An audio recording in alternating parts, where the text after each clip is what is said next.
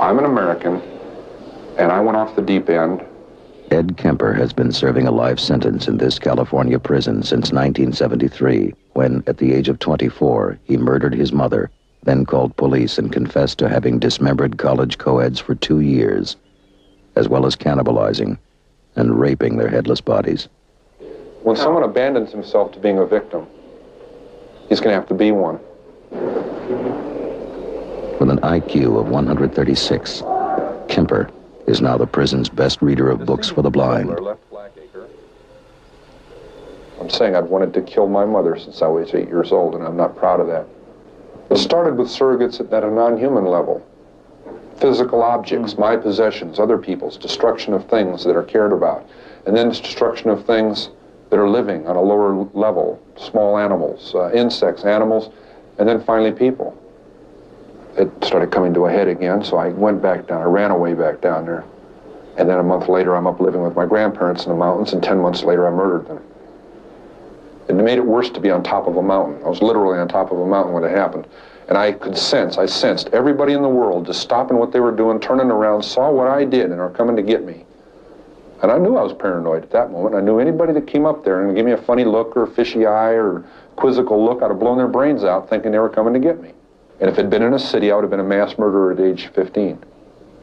I would have killed until they gunned me down. I wouldn't have been able to reason my way out of it. I was scared to death, and I was violent. I felt my back hit that wall. I was the rabbit that always ran, that always backed away, always burned his bridges. And suddenly there weren't any more, and my back hit that wall, and I came out screaming and kicking and shooting. He was released to the one person that authorities at the state mental hospital recommended he never see again. I got paroled to my mother. Atascadero decided that I didn't never need to talk to her again at all. Don't give her a Christmas present. Leave her alone. She got her pound of flesh out of you. I wasn't sniveling about my mother to them. I didn't like to hear what they had to say about her. She went through 3 husbands like a hot knife through butter. 4 months after I was out, I was back into the fantasy bag. My first date was an absolute disaster. It wasn't her fault. You know? And I didn't blame her even then. I'm saying it was a terrible tragedy, but boy, she didn't ever talk to me again. It was awful. It wasn't sexual or grabbing at her or nothing. I was just such a dork, taking her to a John Wayne movie and Denny's.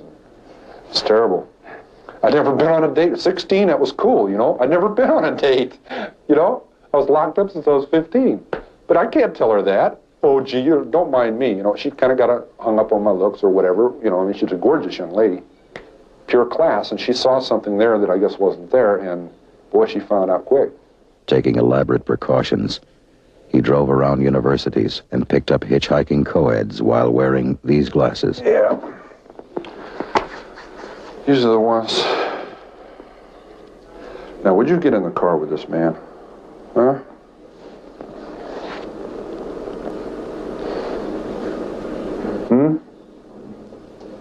The state has made me much more credible as a human being. While his mother worked at the university, Kemper buried the mutilated bodies in the mountains and took the severed heads home. Then he slept with their heads for days and finally went looking for more. But I was losing a grasp on something that was too violent to keep inside forever. As I'm sitting there with a severed head in my hand, talking to it, or looking at it, and I'm about to go crazy, literally. I'm about to go completely flywheel loose and just fall apart. I say, wow, this is insane. And then I told myself, no, it isn't. You're saying that, and that makes it not insane. I said, I'm sane, and I'm looking at a severed... I said, well, wait a minute. I see old paintings and drawings of Viking heroes talking to severed heads and taking them to parties, old enemies in leather bags. Part of our heritage. This is me back then, in 1972 and 73. Unable to live with the fact that I just stabbed to death and cut the throat of an innocent young woman. Innocent in the sense that she did not plan on that happening. She didn't do anything specifically for that to happen to her.